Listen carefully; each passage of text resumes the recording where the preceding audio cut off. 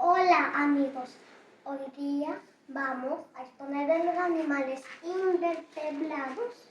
Los animales invertebrados todos son ovíparos y son los que no tienen esqueleto interno.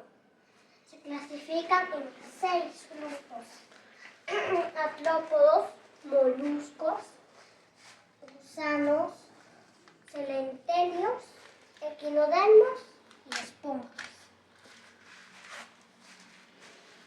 Los artrópodos se clasifican según el número de patas, como la hormiga, que tiene 6 patas, la araña, que tiene 8, el cangrejo tiene 10 y el siempre tiene más que 10 patas. Moluscos. Los moluscos tenemos al pulpo, al calamar, al calacol. Los gusanos. Tenemos al gusano de tierra y a las sanguijuelas. El gusano más largo que se ha encontrado mide 55 metros. Celentelios. Los celentelios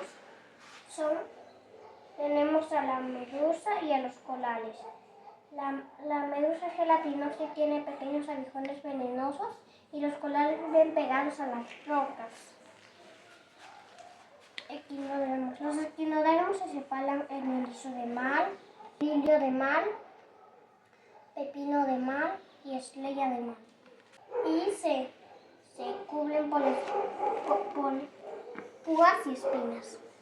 Ahora tenemos a las esponjas. Algunas esponjas son suaves y blandas y otras son duras y ásperas.